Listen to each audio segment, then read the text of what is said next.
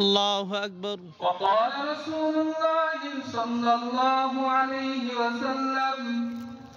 من يرد الله يفقهه في الدين أو كما قال عليه الصلاة والسلام صدق الله مولانا العظيم وصدق رسوله النبي الأمي الكريم ونحن على ذلك من الشاهدين والشاكرين والذاكرين والحمد لله رب العالمين बातिल से डरने वाले ऐस्मा नहीं है बातिल से डरने वाले ऐस्मा नहीं है सुबर कर चुके हैं तू इंतहा हमारा सुबर कर चुके हैं तू इंतहा हमारा तौहीद की अमानत सीनों में है हमारे तौहीद की अमानत सीनों में है हमारे आशा नहीं मिटाना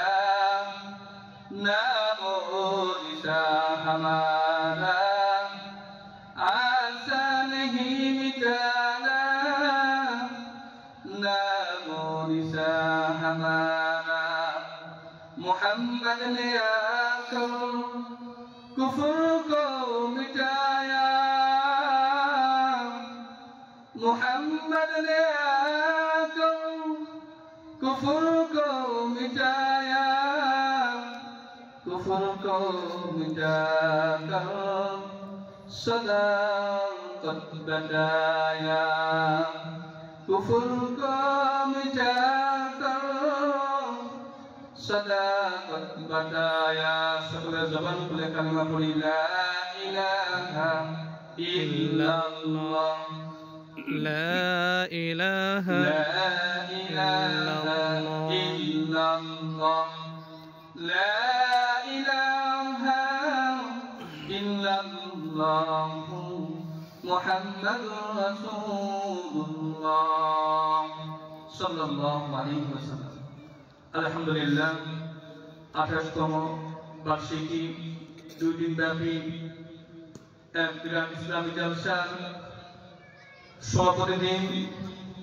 জান্নাতুল উলুম হাফেজিয়া মাদ্রাসা কর্তৃক আয়োজিত সম্মানিত সভাপতি সাহেব এবং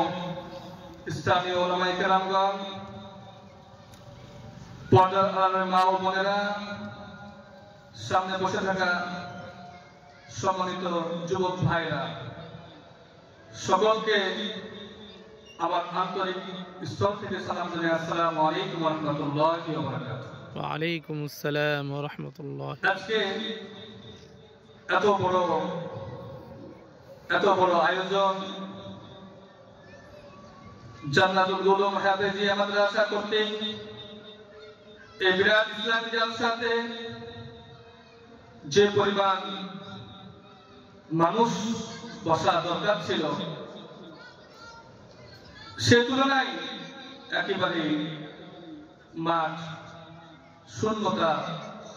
অবস্থায় আছে কিন্তু এই যে ইসলামের জলসা কোরআনের তাফসীর ইসলামী জলসা যারা আসতে পারেন নাই যারা এখন উপস্থিত হন নাই তারা এক রকম হতভাগা পর্যায়ে আছে কেননা কোরআনের মাহফিল যেখানে কোরআনের আলোচনা হয়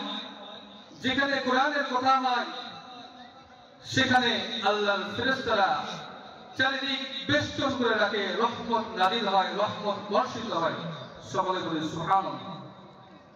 ওয়া আল্লাহ পাক রব্বুল আলামিন কোরআনের আলোচনা যেখানে হয়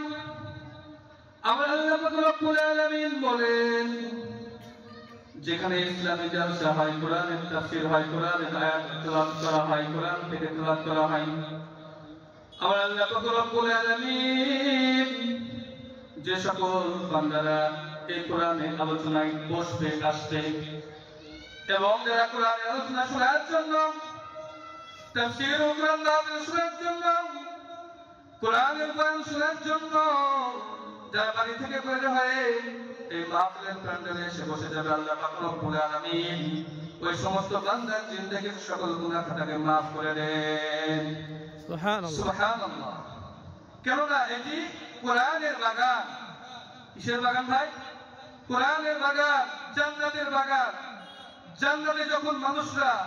প্রবেশ করবে তখন কিন্তু গুনাহ নিয়ে প্রবেশ করতে পারে না। কথা বলেন ঠিক কিনা? ঠিক। জান্নাতের বাগানে প্রবেশ করতে হলে আমার আল্লাহ পাক রব্বুল আলামিন সর্বপ্রথম আমার বান্দাদেরকে, আল্লাহ পাক রব্বুল আলামিন বান্দাদের সকল জিন্দেগীর গুনাহ খাতাকে মাফ করে আল্লাহ পাক রব্বুল আলামিন বিনা হিসাবে মাফ করে দিয়ে জান্নাত দান করেন। ঠিক তেমনি ভাবে জান্নাতুল উলুম আয়োজিত, জান্নাতুল উলুম হাফেজিয়া মাদ্রাসা কর্তৃক আয়োজিত এই যে এত বড় জান্নাতের বাগানে আমরা যারা এখন আসতে পারি নাই, আমরা যারা কোনো দোকানপাটে বসে আড্ডা দিতেছি, চায়ের দোকানে আড্ডা দিতেছি, আর বিপদ শিকায় সমাধান করতেছি, আজকে যারা বাসাতে বসে থেকে সময় নষ্ট করতেছি, এই যে কোরআনের মাহফিলের আলোচনা চলতেছে,